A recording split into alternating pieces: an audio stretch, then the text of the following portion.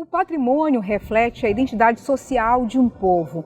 É por isso que cada gradil, cada pedra de cantaria e até mesmo um pedaço de azulejo importa. E muito, porque nesses elementos está gravada toda a nossa história, toda a nossa diversidade cultural.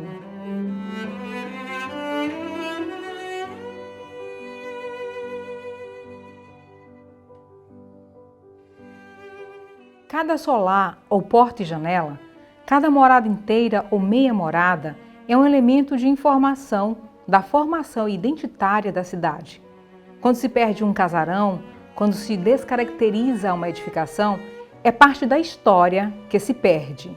Com experiência no planejamento do desenvolvimento urbano e conservação do patrimônio cultural, o arquiteto José Antônio Viana Lopes pontua que o patrimônio está relacionado aos processos da comunidade e contém diversas mensagens. A ideia de centro histórico acabou restringindo um pouco a noção que a gente tem de patrimônio, né? O patrimônio hoje a gente entende que muito mais do que bens materiais, edifícios, prédios, o patrimônio está relacionado aos processos da comunidade, aos processos sociais que constroem a cidade, né? Isso quer dizer que toda a cidade tem história, né? Os bairros da periferia têm sua história, têm seus valores, têm sua cultura que precisa ser preservada, né? A região das praias tem valores importantes que precisam ser preservados. Quer dizer, cada ambiente urbano tem uma história que se materializa, eventualmente, no patrimônio, na arquitetura, na dança, nos costumes das pessoas. Então, essa ideia de patrimônio, que é mais fluida, que é mais sensível às mudanças, inclusive na própria sociedade, ela tem exigido uma nova postura, um novo olhar com relação ao patrimônio, né? Nesse sentido, a gente vê a necessidade de se estruturar em novas políticas públicas que abordem o patrimônio com esse olhar, né?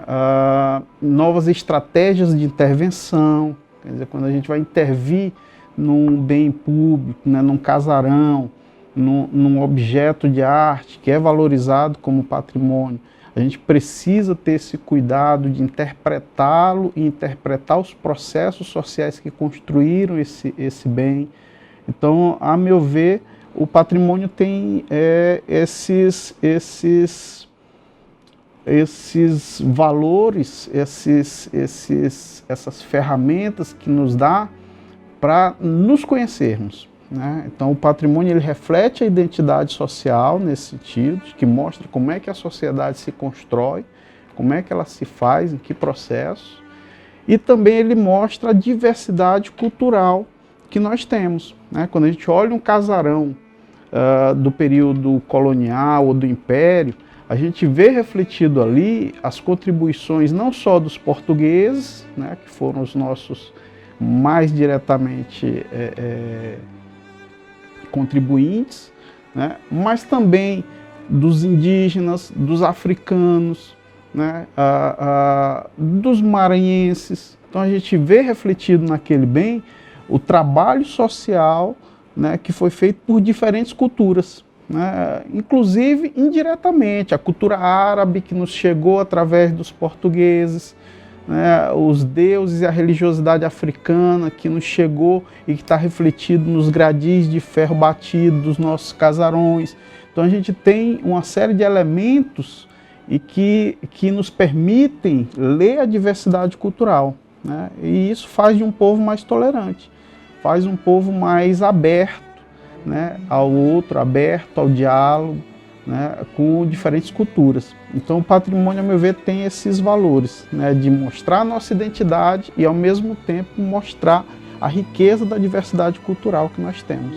Uma edificação, muitas vezes, nos traz uma mensagem sobre o que aconteceu com nossa sociedade naquele período, o que não pode mais acontecer, né, os erros que nós cometemos, também soluções, ele traz soluções que hoje a gente não entende, que a gente não percebe, mas preservando, as gerações futuras vão depois ler aquele patrimônio, aquele bem, e vão resgatar as soluções que nós criamos lá atrás, né? Então é um tesouro guardado que não diz respeito só a nós, diz respeito também às gerações futuras.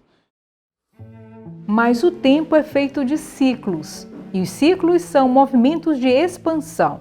De acordo com o professor José Antônio, para o bem ou para o mal, a cidade se transforma. Para o bem ou para o mal, a cidade se transforma, né? A cidade é um processo. Cada geração deixa a sua marca, deixa a sua contribuição. O importante, a meu ver, é que a gente consiga perceber quais são os valores que a gente tem que preservar na cidade e no seu acervo arquitetônico, né? E o que pode ser transformado, né? É fazer uma leitura sensível de quais são as contribuições que aquele edifício guarda, né? E como ele pode ser, de alguma forma, melhorado, né? Para que a gente possa intervir de uma forma consciente. Então, o importante é isso, é fazer uma leitura consciente do nosso bem, do nosso patrimônio. O que não acontece, infelizmente, na maioria das intervenções, né? A gente acaba deixando as necessidades atuais prevalecerem, né? Sem dar conta de que a gente está de repente perdendo uma oportunidade para gerações futuras, né? Acaba restringindo um pouco mais, acaba empobrecendo um pouco mais a nossa cultura, a nossa história, intervindo de uma maneira equivocada nos nossos edifícios.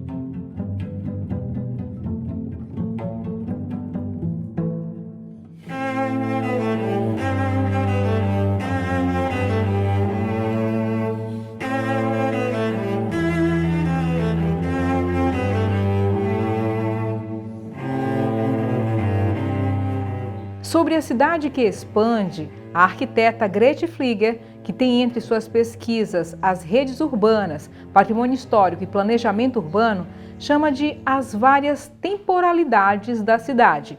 Tempo que traduz o crescimento marcado por suas novas linguagens arquitetônicas. Mas a cidade ela tem várias temporalidades.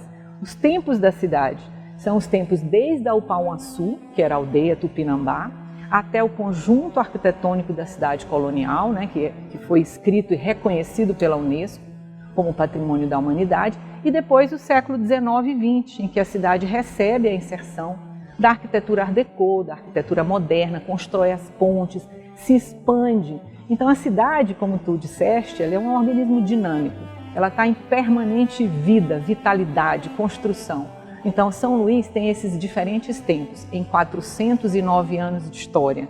Da história formal, porque nós tínhamos antes a história Tupinambá, de Upauaçu. Então, nesse tempo todo de história, ela encontra diferentes momentos, diferentes temporalidades, e em cada temporalidade uma linguagem arquitetônica diferente. O século XX, agora que já é o século passado, que nós estamos no XXI, ele é o século da expansão da cidade. Então, na medida em que o centro precisava ser preservado, os planos urbanos, como o plano de 77, que criou o anel viário, preservou o centro e programou essa expansão através das 4 pontes. Então a gente se lembra da construção do Caratatiba, da Bandeira Tribuzzi, da Ponte do São Francisco e da barragem do Bacanga. Esses 4 eixos criaram essa capilaridade de expansão para fora do centro, né? A capilaridade da expansão para as praias, para o Anjo da Guarda, para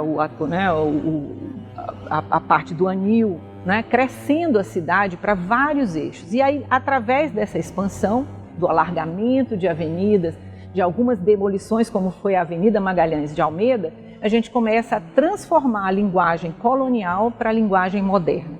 Então, a Magalhães de Almeida é um exemplo da arquitetura Art Deco. Todos os edifícios que vão sendo construídos ao longo dessa diagonal que rasga da Praça João Lisboa até o Mercado Central, são edifícios modernos da década de 40, 50. Isso coincide com a Era Vargas, né, que é o período das renovações urbanas, em que se demoliu para construir, não se faz mais isso. Hoje se preserva as estruturas urbanas, se guarda essa estrutura para um novo uso, né, nesses processos de reabilitação.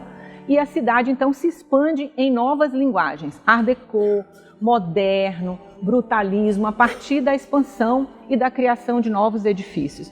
Porque a cidade é isso, né? Ela é o somatório de todas essas linguagens arquitetônicas que merecem ser estudadas. E hoje aqui no curso de arquitetura a gente dedica uma parte da pesquisa para compreender o acervo arquitetônico do século XX, que já é compreendido também pelos órgãos de preservação, como o IPHAN, Departamento de Patrimônio, como os bangalôs da Rua do Egito, os edifícios modernistas, a obra de Cléon Furtado na Beira-Mar, os edifícios Art Deco, como o Hotel Central, o Rox, todos eles sendo preservados nessa linguagem do século XX. Essa temporalidade é o que o arquiteto José Antônio descreve como cidade construída em camadas. Se a gente ampliar um pouco mais o nosso olhar, a gente vai perceber que a gente construiu diferentes cidades, umas sobre as outras.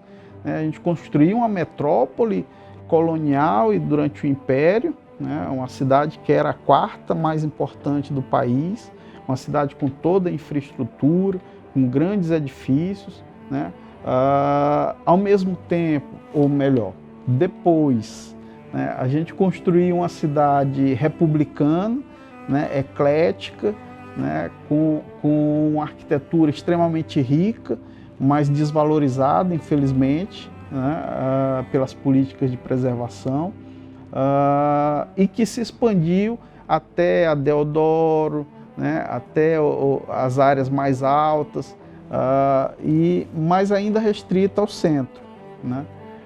E depois sim a gente construiu uma cidade moderna que foi se expandindo, procurando novos territórios. Nessa cidade moderna a gente também tem patrimônio.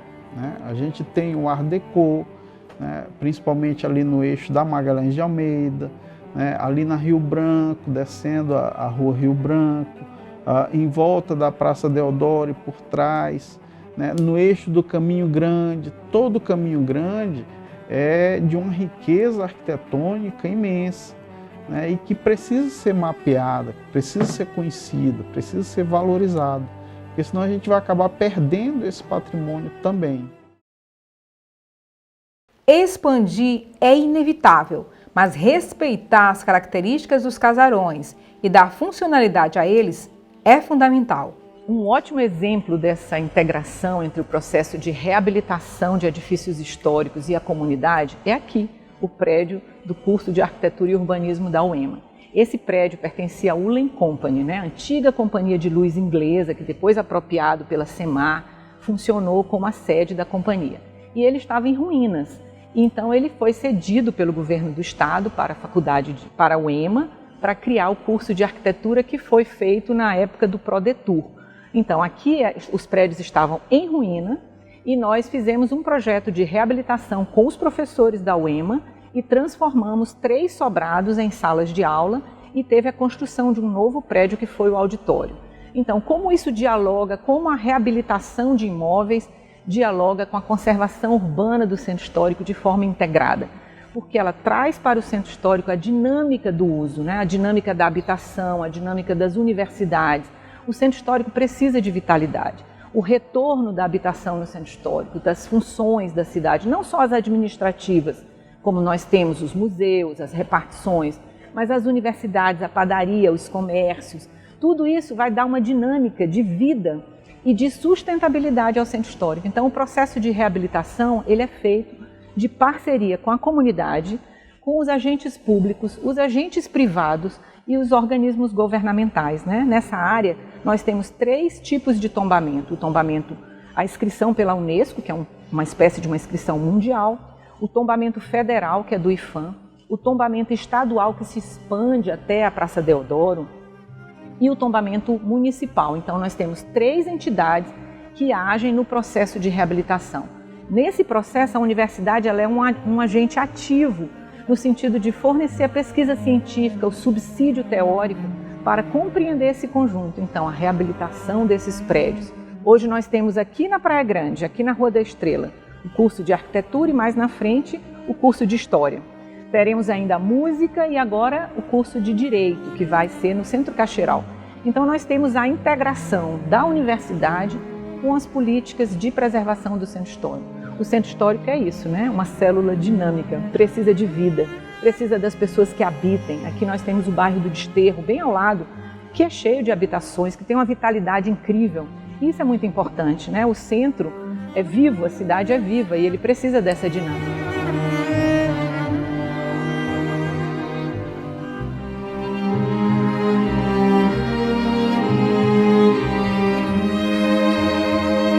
A cidade vai aos poucos transformando a linguagem colonial em linguagem moderna. Esse movimento mostra que há riqueza arquitetônica para além da cidade colonial. Essa cidade moderna que a gente conhece, que a gente vive hoje, espalhada num território que é quase do tamanho da ilha, né, ela é pensada na década de 50, né, ainda no século XX. Então, se propõe um plano de expansão urbana da cidade, pensando em como ultrapassar o Rio Anil, ultrapassar o Bacanga, né, ocupar os novos territórios, ocupar a região das praias, né, e durante os anos 60, os anos 70, esse foi o grande objetivo, né, de tentar expandir a cidade para além do centro. Né, e isso acabou estruturando uma cidade interessante, uma cidade organizada em anéis viários, né, que tem um sentido urbano, de fato, mas que demorou muito para se adensar, né? Então as pessoas acabaram ficando restritas a algumas áreas distantes, né?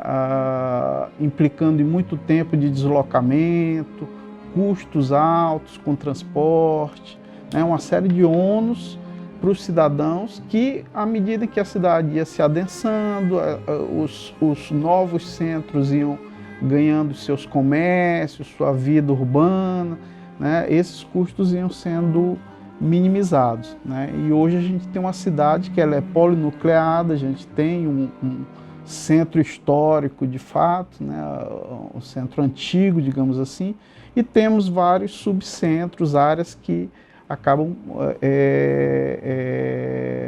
criando a sua própria sustentabilidade. Conhecer é fundamental para respeitar. E a pesquisa é sempre o melhor caminho. E quando se fala desse patrimônio de São Luís, a Faculdade de Arquitetura teve um papel fundamental para compreender o acervo e conhecer os processos de expansão. Em 94, a UEMA criou o curso de Arquitetura e Urbanismo e logo em seguida a nossa cidade se transformou em patrimônio mundial. Ela foi inscrita pela Unesco. A Unesco inscreve a cidade pelo conjunto da arquitetura luso-brasileira do século XVIII, pela permanência desse conjunto.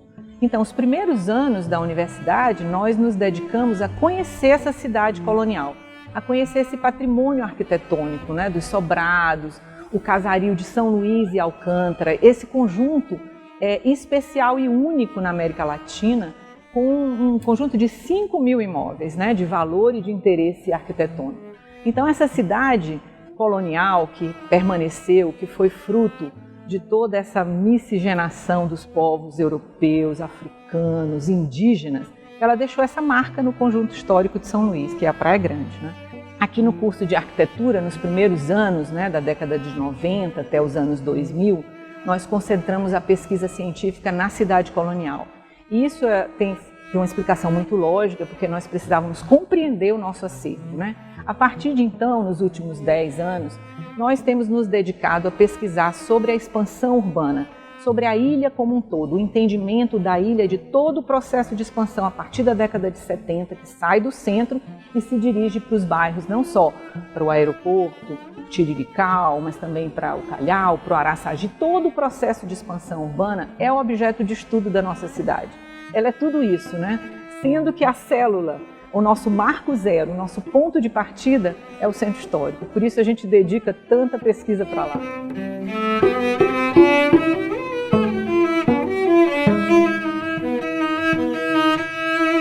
Preservar a riqueza arquitetônica da cidade exige também novos olhares sobre esse patrimônio. E quando o assunto são as cidades funcionais, reabilitadas e que dialogam com a população, há necessidade de criar novas práticas, também novas políticas. Que o governo do estado estruturou para intervir no patrimônio histórico de São Luís, ele tenta se adaptar a esse novo olhar do patrimônio. Então ele não foca em um aspecto apenas, né? Ele tenta buscar a riqueza temática que o patrimônio exige, principalmente um patrimônio como o nosso, que é um patrimônio urbano, muito mais do que arquitetônico, né? São Luís é muito valorizada como um conjunto urbano, né? Cada prédio nosso tem o seu valor, claro, né? É um bem cultural insubstituível, mas como um conjunto urbano nós somos ainda mais ricos, né? Porque eles se conectam, eles criam um sistema urbano que é valioso e que é um exemplo de como fazer cidade no período colonial e do Império, né? E as políticas públicas precisam ter esse olhar. O programa Nosso Centro é um pacote de obras que está acontecendo aqui, no Centro Histórico de São Luís. Vários casarões estão sendo requalificados. O investimento é fruto de uma parceria entre o governo do estado e investidores privados.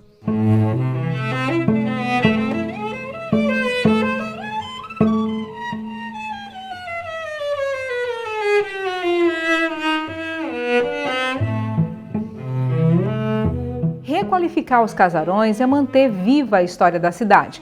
Além disso, é proporcionar formas de ocupações que vão movimentar todo o entorno e favorecer toda a cidade.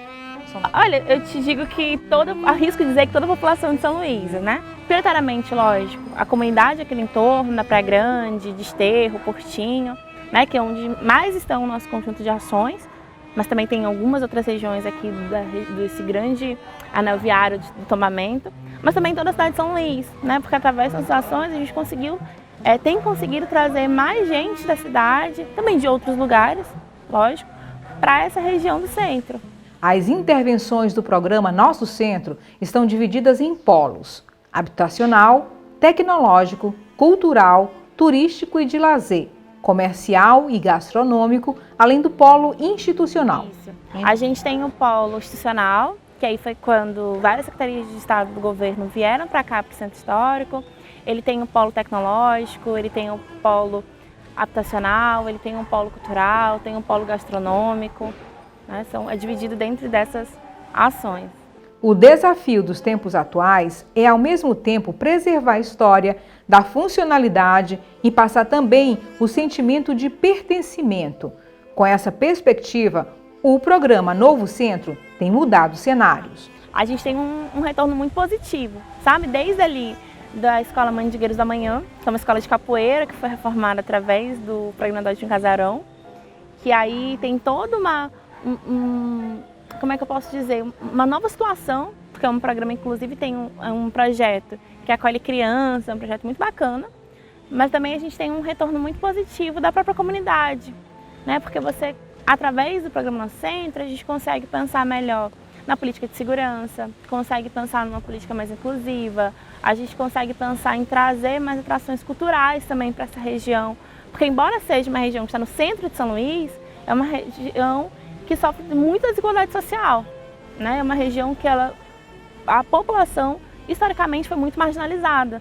Então, através desse programa, a gente consegue ali, né, dar minimamente um suporte maior, né, para essa região da cidade.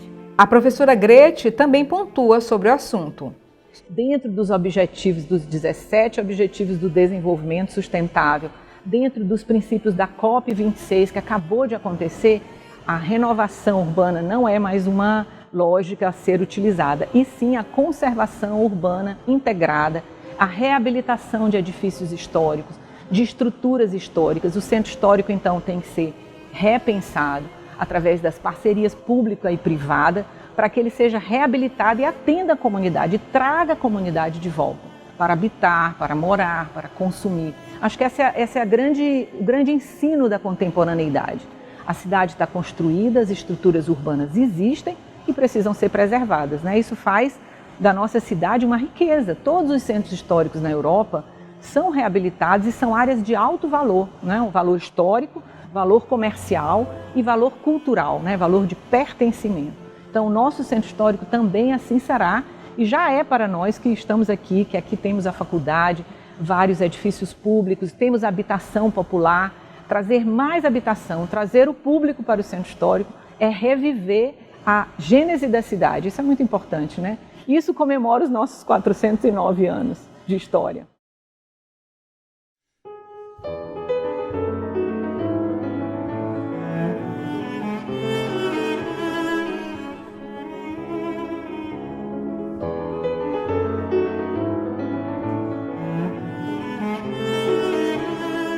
Viver a cidade, contemplar seus cenários e cenas, buscar novos sentidos. O flanê, personagem que perambula pela cidade, é a figura que caminha, flana nas ruas, apreendendo detalhes dela. O termo foi inventado originalmente pelo poeta Charles Baudelaire, 1821-1867. De acordo com ele, flaner é a pessoa que observa a cidade ou seus arredores e vive a experiência do passeio, vendo e sentindo o que observa. Quando a gente pensa na cidade, a gente pensa na interação da arquitetura com as pessoas que andam nos seus becos e ruelas, que andam pelas ruas da cidade. Esse é um dos pontos do trabalho de conclusão de curso da arquiteta e artista plástica Isabela Maria. Tudo bom, Isabela? Tudo bom. Me fala um pouquinho dessa interação, dessa cidade viva, dessa cidade que expande e cresce. Então, em contraponto a isso, a gente tem a visão de uma cidade, né? Que é o que a gente cresce, tendo essa visão da cidade como passagem.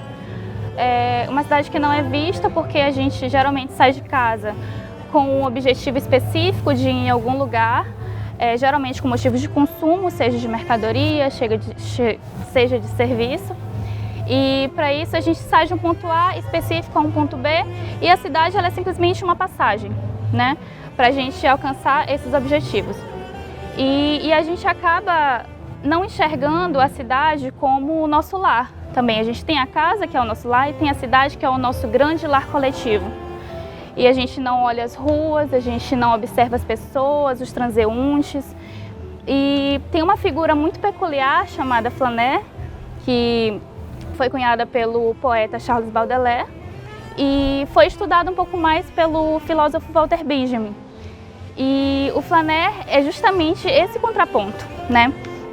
É a pessoa, seja poeta, seja artista, que sai pela cidade exatamente para caminhar, né, para perceber essas paisagens urbanas, as paisagens efêmeras, as pessoas, os transeuntes, e que é o que realmente importa na cidade. Interessante, né? Que cada pessoa, cada cidadão, cada pessoa que mora ou vem visitar a cidade tem seu repertório. Aí chega o repertório dela com o repertório da cidade, junta, né, essas informações. É um encontro, né? É o encontro de si com o diverso. E a cidade proporciona isso, porque no ambiente privado a gente não tem esse encontro com o diverso. E é o encontro com o diverso que potencializa a capacidade criativa de todos nós, dos artistas e também de pessoas como pessoas comuns, né? A gente fala muito da questão dos museus, que são interessantes sim para mostrar a cultura, mas a gente vê que é um processo seletivo, é uma visão de uma pessoa. Enquanto você flana, quando você está na flanerie, você tem as suas percepções, encontra e dá outras interpretações para um prédio, para uma rua, para uma arte que está na rua. Exatamente, esse é o potencial do encontro, né? Do encontro com o diferente. E é isso que falava também muitas vanguardas europeias, né, como o surrealismo, o dadaísmo, a internacional situacionista, que focava muito sobre as situações que a cidade pode nos surgir, pode nos fazer encontrar, né, encontrar a si mesmo no outro e no diverso, no diferente. A tua pesquisa, fala um pouco dela. Então, a minha pesquisa, eu peguei esses conceitos, né, e voltei esses conceitos para o olhar das reformas da Rua Grande, né, uma reforma que teve lá em 2019, e a reforma da Praça Deodoro. E a partir de alguns estudos, né, a gente percebe como essas reformas facilitaram e trouxeram pessoas de volta para habitar aqueles locais, não apenas com objetivo ou como locais de passagem, né, que por muito tempo foram locais de passagem, mas também como locais de estar. As pessoas vão hoje para esses locais e se sentam nas praças, conversam, lancham. E essas pessoas na rua meio que moldam, desenham uma funcionalidade para ela também, né? Para a cidade, né? Sim, a cidade, a gente molda a cidade e vai moldando aos poucos com o próprio uso, né? Também é questão de segurança nisso? Isso. Quanto mais pessoas tem na rua, mais pessoas vão ter e mais seguro vai ficar, porque pessoas chamam pessoas. Agora é interessante que o estar na rua a gente vê cenas inusitadas, não é mesmo? Sim, é o encontro com o inesperado o tempo todo. Como, por exemplo, um bode aqui no meio da praça. São as surpresas do flanar. É a grande poética do ato de flanar. Que interessante que São Luís é uma cidade convidativa a fazer essa ação do flanar pela cidade, né? Sim, e eu acho que a gente sentiu muita falta disso no ano de 2020 com a quarentena, né? Quando a gente foi não só convidado, mas foi coercitivo, né? O ato de ficar em casa e cada vez mais a gente começou a sentir falta dos espaços públicos, né? De sair e de andar exatamente por andar, não mais andar com um objetivo, né? Sair de casa para comprar alguma coisa ou para buscar algum serviço. A gente queria simplesmente andar na rua, tanto é que muitas pessoas começaram a praticar atividades físicas ao ar livre durante a pandemia. Colocavam a máscara, saíam para caminhar, para andar de bicicleta, porque queriam sair de casa para fazer alguma coisa, nem que seja apenas para caminhar. E o ato de caminhar não é só uma coisa, né? É uma grande coisa.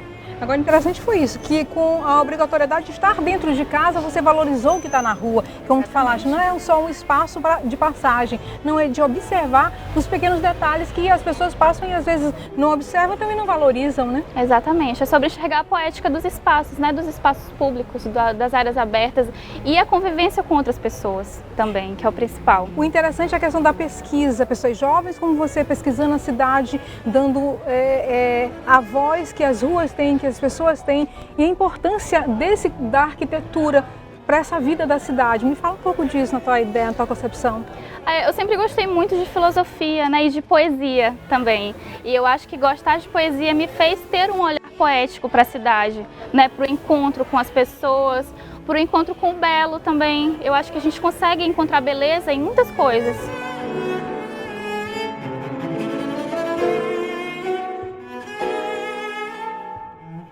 A pesquisadora e arquiteta Débora Garreto estuda esse diálogo dos espaços urbanos com as pessoas, focando no tripé contexto histórico, relacional e de identidade. A Praça Deodoro é o tema de uma de suas pesquisas, um local que, com o tempo, vem acolhendo diversas ações e, mesmo apresentando altos e baixos no que se refere à ocupação e preservação, nunca deixa de pulsar. Falar sobre a Deodoro, sobre essa área, sobre o que acontece aqui, sobre as pesquisas, é algo especial e singular para mim na história como pesquisadora e como arquiteta. Já nos inícios dos 2000, 2004, 2005, já pesquisava nessa área. Na época, então, doutorado, com uma outra configuração espacial. A praça se encontrava de uma outra forma, em estado de preservação, em práticas cotidianas, em uso. Na linha do tempo, da trajetória de pesquisa, dentro da Faculdade de Arquitetura da Universidade Estadual do Maranhão, o privilégio de trazer alunos para termos aulas de campo aqui, considerando o que acontece na praça, como a vivacidade, como a saúde, sustentabilidade, como os espaços públicos são indispensáveis, dando uma sequência também num contexto de identidade, história e relacionamento. Como os espaços que podem nos ser indiferentes passam a ser lugares de memória, lugares de pertencimento, quando estabelecemos essa relação. Tem um contexto histórico, passa a ter um contexto relacional e assim um contexto de identidade. Esse é o tripé base da pesquisa, um conceito de lugar que evoca então essas três características do espaço ter identidade, história e relação com as pessoas. Então, como nós consideramos, né, o espaço que habitamos habita em nós também. Então, essa é uma relação interessante no contexto de patrimônio, no contexto de cidade histórica, no contexto também das áreas da cidade nova. Mas falando da Deodoro, aqui cercados pela biblioteca, né, pelo próprio contexto do Panteão, os diversos bustos, a história, as manifestações que sempre aconteceram nessa praça. Esse contexto histórico traz não só um valor para as pessoas que habitam, nós citadinos, como também uma relação de pertencimento. No permanecer e no passar, cada um de nós se sente mais parte da cidade à medida que se relaciona com o espaço. Então, o contexto de ações de reforma, manutenção, requalificação, reabilitação, potencializam essas práticas. No contexto que nós estamos vivendo, ainda pandemia, né? Todos na expectativa de desconfinar e de falar que é pós-pandemia, mas ainda pandemia, onde evidenciamos medidas mais rígidas em alguns momentos de lockdown, necessidade de distanciamento, o espaço público se reafirma e a Praça Deodoro, em especial, se reafirma muito como esse espaço da coletividade. Esse espaço que, por característica inerente, é de todos, para todos e por todos. Livre acesso, livre fruição, livre participação. Então, chamadas públicas para as pessoas virem para a rua manifestar politicamente, culturalmente, socialmente, acontecem, são recorrentes aqui. Dentro do mapeamento que nós fizemos, identificamos eventos que nesses últimos 2 anos foram comuns e que há 5 anos ou 7 anos não eram. Formaturas de diferentes momentos da trajetória acadêmica. Nós presenciamos formaturas, por exemplo, de crianças, né, ensino fundamental, algo que não víamos há 7 anos, há 10 anos acontecer em uma praça, convidar um coletivo de adultos cercado por crianças aqui na praça. Formaturas de nível superior, identificada como, às vezes identificando o curso, as escadarias da biblioteca que sempre serviram como um local pela estrutura, porque é em níveis, né? Então você consegue ter uma visão e também o som se propaga de forma mais fácil, sendo o palco para ensaios fotográficos, para manifestações, para discursos. Então, ao mesmo tempo que tem uma vertente histórica de ser um local de concentração, eventos novos têm se agregado à vida da praça, tem todo o movimento de cidade saudável, cidade sustentável, e a praça é um vetor que pulsa vida e energia historicamente, desde a ágora grega, se fala Grécia, Roma, onde as pessoas se manifestavam, onde se podia ir para a rua, onde se podia discutir diversos assuntos, o espaço da ágora, mesmo que não tivesse essa configuração que a gente tem hoje, árvores, bancos, fosse um largo seco, já era um espaço preeminente, preponderante, e ele continua pulsando assim.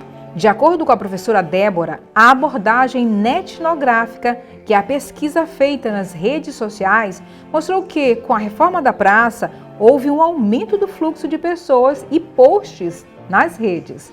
E, além disso, foram identificadas práticas que antes não eram comuns ou que foram intensificadas com o relaxamento dos protocolos sanitários devido à pandemia. Nós trabalhamos netnografia, é uma pesquisa dentro da área da arquitetura e urbanismo, mas com um link com a sociologia e antropologia urbana. Então, a partir desse conceito de etnografia urbana, nós aprofundamos essa abordagem etnográfica e netnográfica. Como netnográfica? Através dos meios digitais de comunicação. Especialmente no período da pandemia, nós pesquisamos nas redes sociais, Instagram, Facebook, e percebemos como depois que a praça teve a reforma e foi devolvida à população nesse formato que se encontra agora, com uma iluminação diferenciada, com uma arborização tratada, com áreas de bancos, área de sombreamento, como houve um aumento exponencial na quantidade de registros e de marcações com posts identificando Praça Deodoro. Na pesquisa por netnografia, muitos dos posts a gente percebe que as pessoas procuram um lugar que consideram instagramável. Ele já existia, ele já tinha aquela beleza ou aquela peculiaridade, mas de repente despertou o olhar. Com a pandemia, com essas mudanças da pandemia, a gente percebe que as pessoas de alguma forma, talvez pelo confinamento, pela privação, ressaltaram a necessidade de estar ao ar livre, de estar no espaço público, de poder andar tranquilamente ou poder ficar até distante sem estar isolado, poder ficar sem máscara, quando tudo tinha que ficar com a máscara ainda, e uma volta mais intensa às práticas no espaço público, que a gente não via antes. Aqui, pelo menos em São Luís, né? O hábito da toalha na grama, para o lanche, para o piquenique ou para o bate-papo, para ler o livro, ou mesmo sem a toalha, sentar à grama e se reunir, é algo que a gente percebeu como uma mudança intensa nos últimos 3 anos, agora na pandemia de forma mais intensa ainda. A linha do tempo da praça mostra que circular Flanar por ali é uma prática centenária. A praça é viva. Sim. Então, essa historicidade é muito interessante aqui na área da Praça Deodoro, porque em um dado momento, há alguns séculos, 3 séculos passados, era uma área de vizinhança, ou até voltando um pouco mais na linha do tempo, quando essa área era Campo de Ourique, e a gente tinha um quartel, então, e um largo seco, e mais abaixo, em um outro tempo, a linha do bonde passando, ligando com uma outra praça, que é a Praça Gonçalves Dias, porque a gente tem nessa região outras praças. Tinha uma outra dinâmica, mas as pessoas circulavam. Então, circular por essa área é uma prática que a gente pode falar centenária. Esse flanar, esse passar para chegar, ir de um ponto ao outro, da área do centro de São Luís, por estarmos numa cota topográfica de um plano mais elevado, por uma convergência também da questão dos transportes em alguns momentos. O circular por essa área sempre foi algo comum e que se manteve, mesmo quando essa parte toda estava com tapumes na reforma. Ainda que fosse para se deslocar para a Rua Grande, para outros pontos, as pessoas ainda assim circulavam. Essa convergência do comércio, de várias instituições e de serviços também colabora para a frequência aqui na praça. Então, algumas pessoas a gente não conseguia identificar a atividade ou o que especificamente estavam fazendo, porque estavam por horas ali sentados contemplando. Então, ou seja, estavam realmente usufruindo do espaço, diferente do que é a expectativa, do que a gente percebe quando a gente passa rápido, quando a gente só vai de um ponto ao outro. Então, também é um ponto de encontro. A sombra do caramachão, a sombra da árvore, quando não havia caramachão. Não tinha banco, mas tinha árvore. Nosso sol, muitas vezes, né, bem escaldante, o calor intenso, as pessoas se reuniam à sombra da árvore. Passava ônibus, chegava ônibus, não era o sobe e desce do ônibus, permaneciam por algumas horas ou alguns minutos ali, conversando e depois se dispersavam. Então a gente percebe também em alguns momentos, algumas festas, como o carnaval, já teve ponto de rota aqui, entrando pela Rua do Passeio. Então é uma praça que ao longo da história permanece sendo muito viva. E as bananas fermentando, trabalhando para o dono, como disse Marx.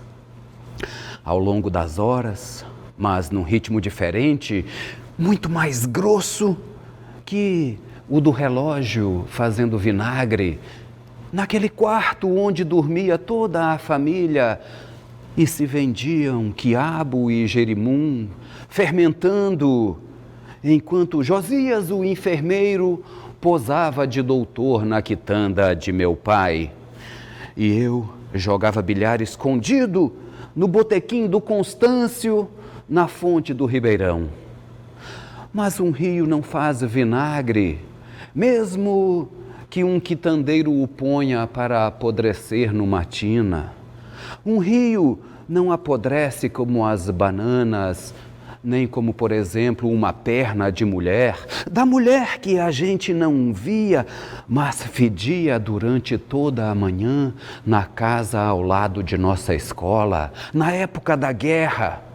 Um rio não apodrece do mesmo modo que uma perna, ainda que ambos fiquem com a pele um tanto azulada, nem do mesmo modo que um jardim, pelo menos em nossa cidade, sob o demorado relâmpago do verão. E como nenhum rio apodrece do mesmo modo que outro rio, assim o rio Anil apodrecia a seu modo naquela parte da ilha de São Luís.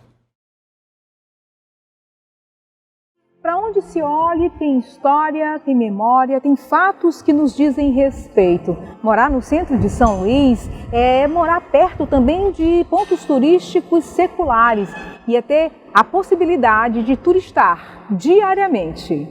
Marília Delaroche é jornalista, guia de turismo, brasileira, de Belo Horizonte, mas morou muito tempo na França. Quando voltou para o Brasil, decidiu se instalar no Centro Histórico de São Luís. A gente veio para cá por causa dos Lençóis Maranhenses e pelo fato da cidade ser, né, a capital fundada pelos franceses. Então tinha tudo a ver com o meu trabalho no jornalismo, o meu trabalho como guia de turismo. Então a gente juntou tudo e a gente veio. E realmente foi um período muito enriquecedor, né? Descobrir os lençóis e poder mostrar isso para as pessoas. Então foi por isso que a gente veio para cá. E quando a gente chegou aqui, eu tinha que achar um lugar para morar. E eu falei assim, a gente trabalha no centro histórico, né? A maioria, né? Das vezes a gente está com os turistas no centro histórico. E eu falei, então bora procurar no centro histórico, né? E foi assim. Eu acho que eu não troco o centro histórico pelo outro lado da cidade de jeito nenhum. Se olhar, o Centro Histórico de São Luís é um modelo de arquitetura, de ideal de arquitetura para uma cidade. Não tem prédios altos, são casas com quintais, né? A tamanho humano, né? As pessoas podem viver aqui no bairro, todo mundo se conhece, a padaria está perto, a Rua Grande tem de tudo, escolas perto, é tudo aqui. Ela mora próxima a um dos cartões postais mais famosos da cidade, a Fonte do Ribeirão. E foi ali que ela passou a conviver com os vizinhos e com os moradores de rua e ver bem de perto alguns problemas sociais. Fonte, né? Eu estou a 30 metros da fonte, né? Então todos os dias eu passo por lá. Então a fonte eu comecei a me preocupar com ela quando eu vi que ela estava sendo destruída. Destruída de uma forma, um problema social mesmo do Brasil, né? Porque o problema da fonte, as pessoas tomarem banho lá, lavar roupa, tudo isso é um problema social. E é difícil de resolver, não é? Eles não entendem, quando eles vão lá tomar banho, que eles largam sabonete, que eles largam comida, faz xixi, faz cocô, eles usam realmente a fonte como privada. E eu sempre brinco, gente, é um monumento público, não é privada, né? Então seria perfeito transformar tudo isso aqui num largo para proteger a fonte, né? Já que essa rua lateral aqui não passa carro, aquela ali também não deveria. É só uma questão de acordo com a SMTT, mudar o esquema do trânsito. Acho que não alteraria em nada, né? Quem está de carro é só subir uma rua, é o carro que está dirigindo, né? Está levando. E quem está a pé não vai alterar nadinha, mas vai proteger tantas pessoas como a fonte, né? Agora essa é a ideia. E o abaixo-assinado a gente já começou, a gente está com mais de 300 assinaturas e a 4ª assinatura é do senhor Itapari, do IFAM, então ele também concorda com a ideia de transformar em Largo da Fonte do Ribeirão, então a gente espera que isso aconteça, tomara, para a fonte e para nós. A Fonte do Ribeirão foi construída em 1796 pelo governador Dom Fernando Antônio de Noronha e desde 1950 é tombada pelo IFAM, Instituto do Patrimônio Histórico e Artístico Nacional. Reza a lenda que nos seus túneis subterrâneos se encontra adormecida a serpente encantada e que, se despertada, pode afundar a ilha de São Luís. Mas essa história a gente conta depois. Com a empatia de quem vive e convive de perto com edificações e pessoas, Marília é uma espécie de ativista guardiã que realiza um movimento constante para defender o patrimônio. Um dia eu falei, não é possível, a gente tem que fazer alguma coisa. Eu instalei uma mesa com café, bolo e tudo e comecei a chamar as pessoas para assinar um abaixo-assinado para pedir para resolver a situação, para que as autoridades resolvessem a situação. E aí foi um movimento muito grande, né? Todos os artistas da cidade aderiram ao movimento e a gente fez uma lavagem simbólica e foi muito lindo, foi um movimento muito lindo. A partir daí, na época, era o prefeito era João Castelo, ele então mandou restaurar a fonte, fechar a fonte todinha e tiraram todas as pedras, numeraram, recolocaram tudo num lugar de uma maneira mais segura, né? Mas no mesmo dia, juro para vocês, a comitiva do prefeito inaugurou a fonte, né? Aquela coisa toda, muito linda. Eles saíram, deixaram um carinha para tomar conta.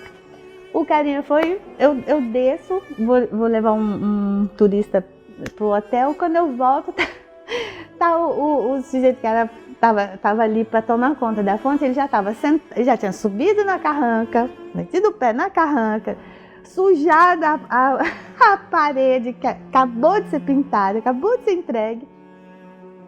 Marília mostra a cidade por meio do seu trabalho como guia de turismo e com sua arte em fotografia, ela joga luz para partes esquecidas, convidando todos a fazerem a sua parte. E as pessoas, lá na hora eu fico, né, que eu gosto de fazer essa intermediação, né? Essa mediação que a gente chama. E as pessoas falam, tá vendo como uma vergonha, o prefeito não cuida? Eu sempre falo, gente, não é o prefeito que estaciona o carro nas calçadas e quebra a calçada. Não é o prefeito que joga lixo na rua. É cada um, isso aqui é uma obra para justamente as pessoas entenderem que cada um tem que fazer a sua parte. Se cada um não cuidar, né, do seu pedaço, não vai dar certo. A minha fotografia vem do jornalismo, já é uma denúncia, né? No jornalismo, quando não é denúncia é só informação, né? E o que eu tenho feito aqui é isso, eu tenho olhado para as coisas que as pessoas não querem ver, né? Então é o que eu mostro as pessoas. Tem muita gente, a beleza, né, beleza do ser humano, né? Mas numa situação que independe dela, nem sempre, né? A gente vive num país muito desigual, né? E isso traz, né? Oferece assim, uma paleta muito grande de características mesmo, né? E a gente vai procurando. Então, o que eu fotografo é isso. Eu tento mostrar, olha, gente, está acontecendo isso. Vamos resolver, sabe? Quem pode resolver, sabe? Quem que a gente faz para resolver?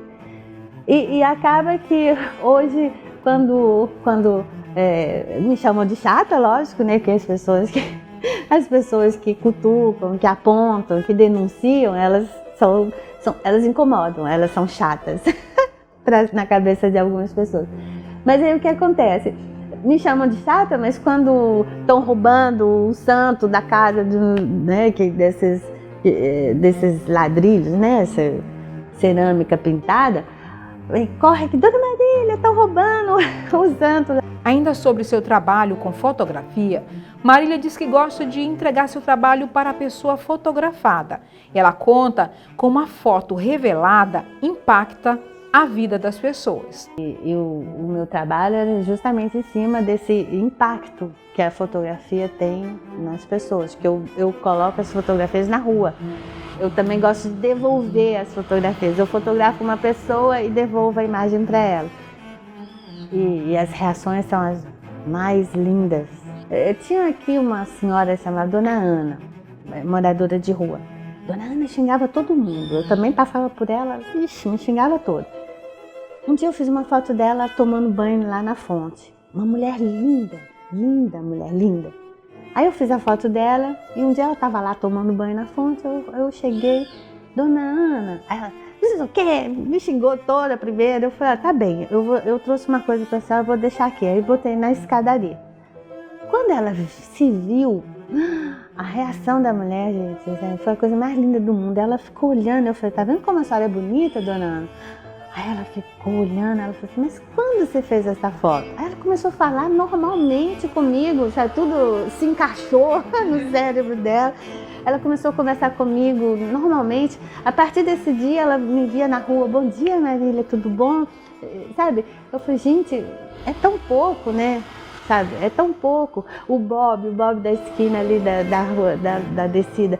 O Bob, eu entreguei a foto para ele ficou tão louco, mas eu não me dei conta que ele não tinha onde colocar a foto. Ele não tinha casa para colocar a foto dele, entendeu? A imagem dele. Aí o que ele fez? Ele levou lá para o abrigo, na época ainda tinha um abrigo, e pediu para o senhorzinho deixar a foto dele lá em cima de uma geladeira. Respeito é o que Marília deixa de recado. Eu só gostaria que as pessoas se dessem conta, que respeitassem, né? Assim, que eu acho que é uma questão de respeito com a cidade, com os moradores, né? A fonte, no caso específico da fonte, eu sempre falo, os problemas estão na fonte, né? A gente tem que resolver também os problemas na fonte. Então eu pego muita fonte nesse contexto, né? Eu acho que o que vai salvar, vai dar um jeito nessa cidade é os governos continuarem a dar condições para a cidade, para ela, né, para ela receber as pessoas, para receber a população, e que a cidade seja um local seguro, confortável, né? Então a mensagem seria essa mesmo, respeito, sabe? Respeitar poxa, tentar fazer que a gente possa viver mais feliz, né? Seria bem mais tranquilo, mais leve para todo mundo. Eu estou aqui com Concilene Campos de Carvalho, ela é guia de turismo há mais de 15 anos. Concilene, me fala primeiro essa tua história, como é que tu entraste neste mundo do turismo, de ser guia de turista? Já tem bastante tempo, como você falou, 15 anos que eu estou aqui. Na verdade, eu comecei como o curso da Universidade Federal do Maranhão, sou formada em turismo, sou turismóloga. E através do curso de turismo, eu tive então a curiosidade de também fazer o curso de guia de turismo. E a partir disso eu tive assim um leque de possibilidades de trabalho na área de turismo aqui no Maranhão, principalmente aqui em São Luís. E colocar também na prática que você aprende, o que você vai sabendo de história e contar histórias, não é isso? Exatamente. Então, o curso que a gente fez de guia de turismo, que eu fiz no Senac, ele trouxe esse conhecimento a mais, agregou mais o conhecimento de história, da geografia, né, do meio ambiente, do nosso patrimônio cultural, tanto material quanto imaterial. Então isso trouxe para mim um universo de conhecimento que hoje eu faço questão de mostrar com muito orgulho a nossa cidade, a cidade de São Luís, para os nossos turistas. Agora, falando nisso, de que forma que tu mostra essa cidade com toda essa riqueza cultural, arquitetônica, como é que tu passa para o turista isso? A gente vai mostrando, né, a questão do patrimônio primeiro, né, faz uma abordagem primeiro histórica. Eu gosto muito de falar da fundação de São Luís, né, da chegada dos franceses, porque muita gente que vem visitar a nossa cidade acha que eles vão chegar aqui e encontrar uma cidade francesa, né? Então, quando eu falo que São Luís, apesar de ter sido fundada pelos franceses, ela é a mais portuguesa do Brasil, né? Então, onde a gente tem esse conjunto de casarões dos séculos XVIII, XIX, que foram construídos aí no período ciclo do algodão, que foi um período muito importante para a economia maranhense, né? Onde surgiu aí uma classe, né, classista, uma elite maranhense que era formada por ricos comerciantes, que eram os burgueses, a nobreza, que eram os barões, as baronesas. Então eles acabam assim, nossa, mas eu pensei que aqui fosse uma cultura francesa. Então a gente tem que falar, não, os franceses ficaram pouco tempo aqui, foi muito efêmero o tempo que eles ficaram aqui. E aí eu vou mostrando a São Luís mais portuguesa, com essa arquitetura, porque a gente vê aqui que o nosso patrimônio aqui em São Luís, o patrimônio histórico, cultural que a gente tem aqui na nossa cidade, ela está representando um período da nossa história. O que chama mais a atenção deles nesse teu termômetro aí desses 15 anos? Com certeza são os casarões, né? Essa arquitetura colonial portuguesa, esse patrimônio construído, que aqui é uma memória, né? A memória histórica e cultural maranhense, representando esse período da história do nosso estado. Agora aqui, a gente está na Rua Portugal. Sim. Toda essa fachada de azulejo, toda essa riqueza, conta pra gente. Então, outra coisa que chama a atenção deles, a questão dos azulejos, né? Isso. Eles ficam encantados com esse conjunto de sobrados. Estamos aqui na antiga Rua do Trapiche, que é conhecida como a Rua Portugal. Então eu coloco para ele que os azulejos foram importados para São Luís uma questão mesmo térmica, um conforto térmico, porque lá em Lisboa os azulejos eles foram aplicados em banheiros e nos templos religiosos, e aqui também foram aplicados em banheiros, em templos religiosos, como a nossa catedral, a Igreja da Sé, que tem um painel belíssimo, todo azulejado, como também nos sobrados, para exatamente nesse período de calor aqui no Maranhão, porque a gente está num clima, né, tropical, isso favorecesse uma temperatura melhor, mais agradável na parte interna desse sobrado, porque são sobrados de arquitetura portuguesa que foram construídos lá na Europa, e que essa ideia foi trazida para cá, dessa arquitetura, e que é totalmente diferente o clima. Tem que ter uma adaptação. Tem que ter uma adaptação. E uma das adaptações que eles tiveram aqui foi a aplicação desses azulejos. Olha, eles fazem essa comparação com a questão da arquitetura, né? Faz comparação com Salvador, principalmente Salvador, as cidades históricas de Minas Gerais, fazem também, olha, mas parece aqui Ouro Preto, mas parece a cidade de Salvador, então, ao Pelourinho. Então eles acabam fazendo essa relação. E aí eu vou explicando, né, dentro da minha fala, dentro do meu discurso como guia de turismo, eu já vou falando para eles. Que isso é porque realmente naquela época toda a arquitetura que foi construída naquele período colonial, elas eram muito homogêneas, elas muito parecidas, né, uma com as outras. Então, o mesmo colonizador que colonizou Salvador, a cidade de Minas, foi também aqui no Maranhão, que foram os portugueses. Então, por isso essa semelhança, né? Mas em Minas a gente já não vê, por exemplo, muitos azulejos nos sobrados, porque lá o clima já é diferente, muito diferente daqui do Maranhão, muito diferente da gente, né? Do nosso clima. Então, aí eu já faço essa relação da questão térmica, do conforto térmico, que os azulejos foram colocados aqui nos sobrados. E aí eles ficam encantados também, né? Com esse conjunto, né, que é o maior, ficam também muito encantados em saber que São Luís também é reconhecida como Patrimônio Cultural da Humanidade, que a gente ganhou esse título pela Unesco em 97, então isso trouxe também para a gente mais um item importante, né, dentro dessa diversidade cultural que é o Brasil. Agora, voltando um pouquinho aqui na questão de contar história. É claro que a cidade tem uma história rica, tem uma diversidade, mas só que você, enquanto turismóloga, enquanto guia de turismo, tem que ter muito conhecimento, sim, mas tem que ter o poder do encantamento, porque contar a história é também encantar o turista. Me conta teu segredo. Você sabe que São Luís, né, é cheio de lendas e mistérios, né? E como a gente teve esse período do algodão, né, esse período do ciclo do algodão, naquela época surgiam muitas lendas, né, como a lenda da serpente, a lenda da manguda, a lenda da carruagem de Ana Jance. Então eu vou criando assim um texto, iniciando ali no Palácio dos Leões, falando da fundação. Aí quando eu chego ali, passo em frente à Praça Dom Pedro II, né, que é cheio de atrativos culturais, principalmente os equipamentos culturais também. Aí eu chego em frente à casa da Ana Jance. Aí pronto, aí vou falar da famosa, né, Ana Jance, que faz parte até hoje da história do Maranhão, uma mulher que deixou aqui sua marca. E eles ficam encantados com a Ana Jance, que eles pensam até que é uma personagem, né, que não existiu. Então eu falo da importância que ela teve aqui na história, na economia, né, na política aqui maranhense. Como a gente falou em revitalização, me dá a tua opinião. A cidade está um canteiro de obras, né? O centro histórico está um canteiro de obras.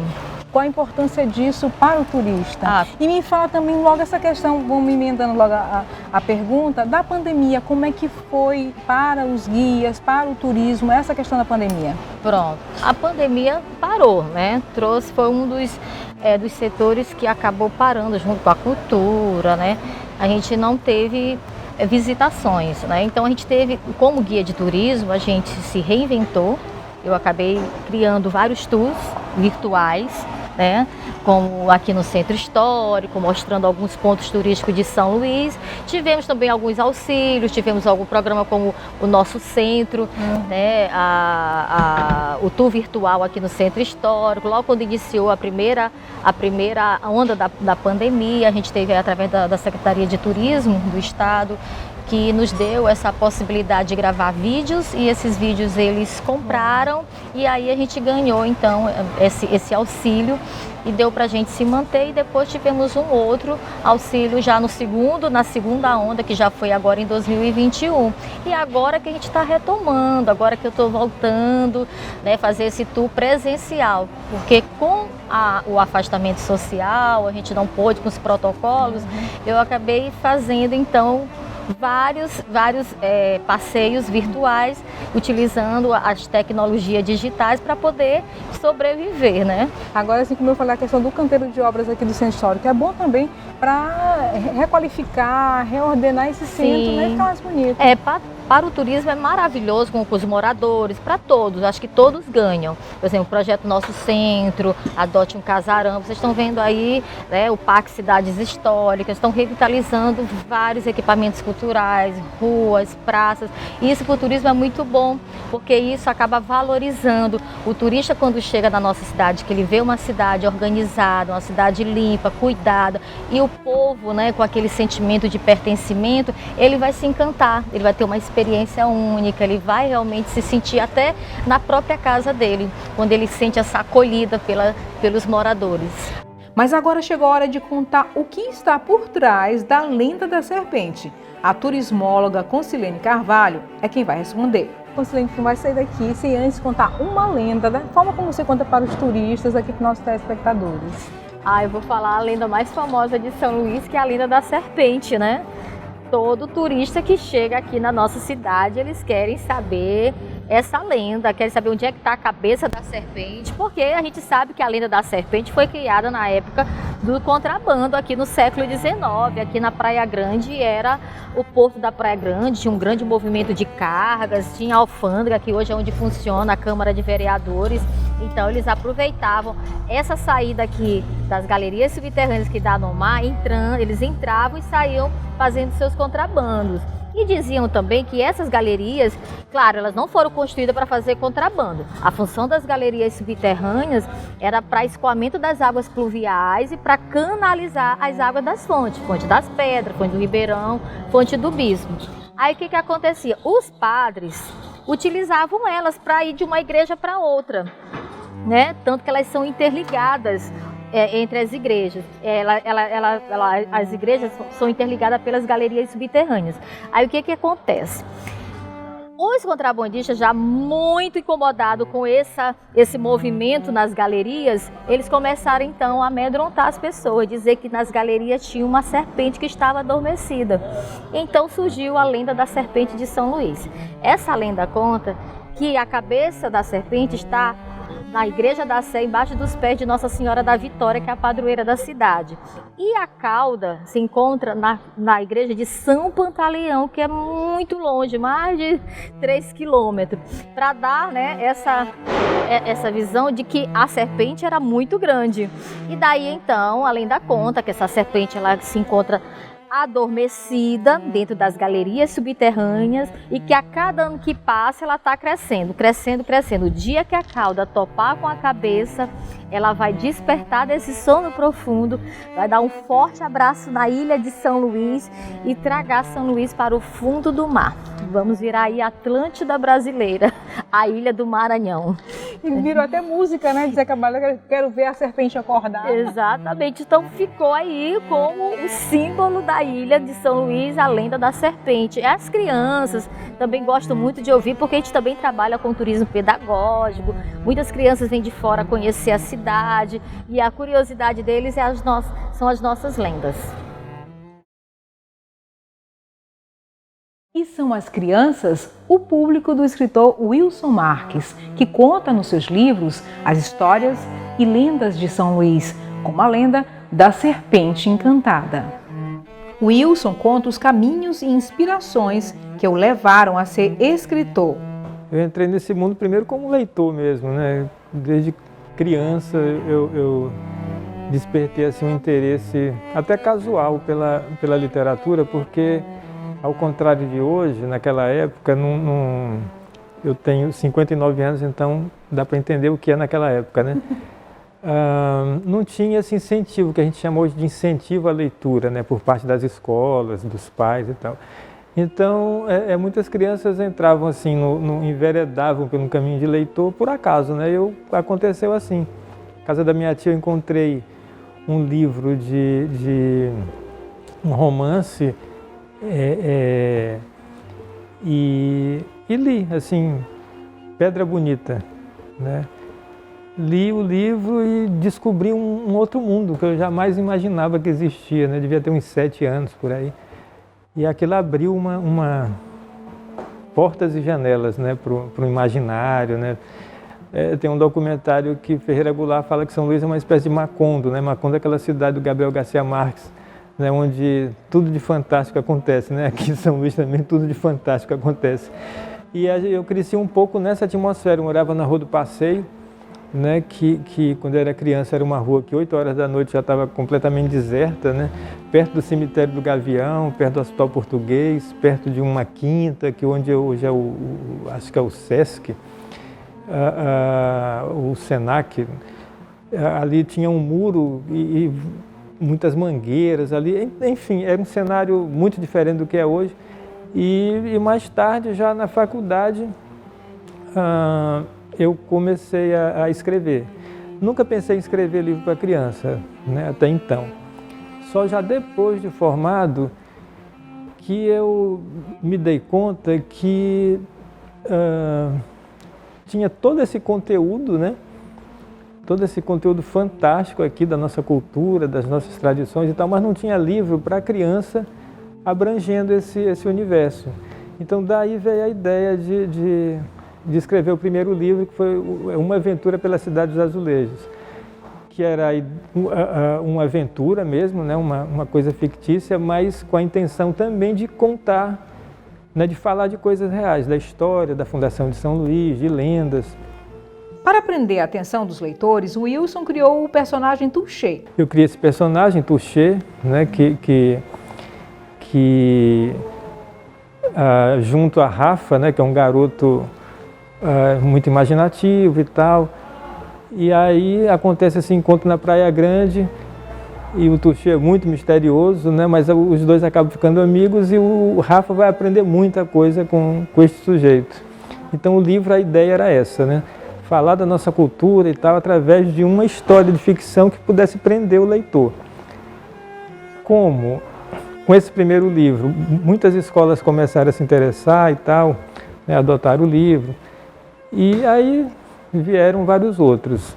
Hoje eu já estou com uns 24 títulos, 25 mais ou menos, né? Wilson Marques se auto-intitula um escritor intuitivo. Ele revela que faz uma viagem de volta à infância em cada processo criativo. Muito intuitivo. E não utilizei assim de nenhuma técnica, né, consciente, mas eu imagino que na medida que eu viajei nas histórias, né, que eu acho que escrevendo eu volto um pouco para a minha cabeça de criança, né, da criança que eu fui, que eu gostava, o que podia provocar minhas emoções, meus interesses. Então eu passo isso para a história. Então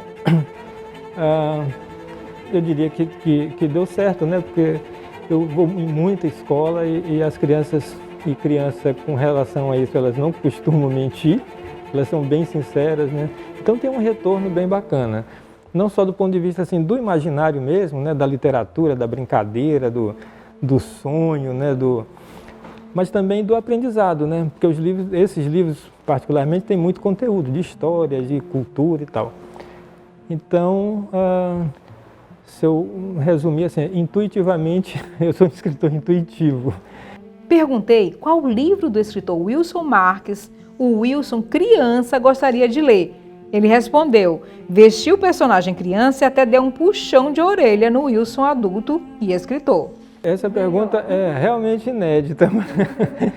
As crianças costumam perguntar muito qual o livro que eu gosto mais. E minha resposta habitual é a seguinte, eu não gosto de dizer que acho esse ou aquele livro melhor, que eu gosto mais, porque livro tem ciúme um do outro. Então, é que nem filho, eles podem brigar entre si, né? Mas, talvez, eu acho que esses mesmo, porque desse Touché, desse personagem, tem 6 livros, né? Que aí entrou a temática do São João, da Fundação de São Luís. São os livros que eu me sinto mais à vontade escrevendo, entendeu? Sem nenhum esforço, é muito fácil escrever. Então talvez, muito provavelmente, fosse esses livros do Touché, Uma Aventura pela Cidade dos Azulejos e tal. E se eu fosse a criança leitora, eu ia reclamar do autor, da preguiça do autor, porque eu poderia ter escrito bem mais livros com esses personagens, explorado outros temas, porque eu acho que isso é bem divertido. Sobre a temática Lendas e Histórias Maranhenses, o Wilson destaca 2 de seus livros mais requisitados. Com relação à Najance, a primeira coisa é pedir desculpa para ela, porque né, o livro Quem Tem Medo de Najance já foi assim, tão requisitado que eu tenho uma sociedade. Eu espero que ela não venha me cobrar. Mas o tema já é muito forte, né? Então, tanto da serpente, isso é sempre atual, né? Até porque o da Najance guarda essa coisa, né, daquela pessoa que no mundo hoje onde a gente quer viver 1000 anos, né, quer ter saúde eterna, viver eternamente, e tu tem uma Najance que é condenada a viver eternamente, né, como uma morta-viva, sei lá. Então é um recado, né, a mesma coisa do Drácula, né, aquela figura que vai viver para sempre penando, né, e a gente pergunta, para que viver para sempre, né? Então o tema a personagem em si é muito forte. E a personagem que foi criada em cima da personagem real, né, que foi a Najance mesmo, é muito forte também, né? Todo o ambiente, né, que envolve.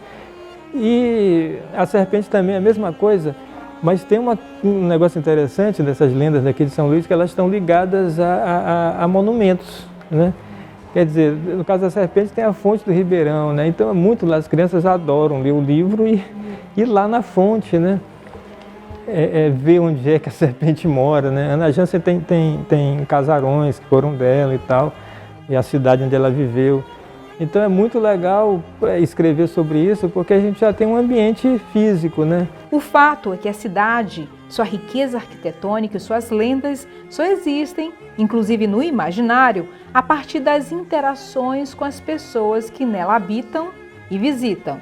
É necessário diálogo permanente com a cidade, interagir com edificações, planar pelas ruas do centro, contemplar e também observar cenas e cenários mantém a cidade viva. Demonstrar que todos os dias, a todo momento, é interessante, é importante, é saudável dentro da sua rotina, da sua história de vida, praticar, viver em espaços livres públicos. Esse contato com o ar, com a natureza, com o outro, ainda que o outro permaneça um desconhecido, mas é um contato de aproximação com um mundo que se expande. Não é mais o mundo da casa, que a gente chama de oikos, aquele mundo fechado. Então é o mundo público. É um lugar onde eu sou comum como todos os outros e divido, partilho e estimulo também, porque alguém que caminha, alguém que corre, estimula outro a correr, outro a pensar em caminhar.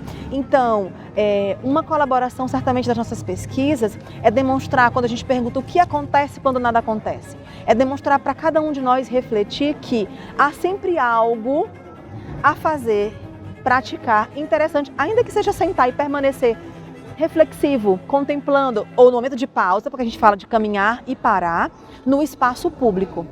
Assim a gente está falando de cidades vivas, saudáveis, sustentáveis. Esse é o contexto.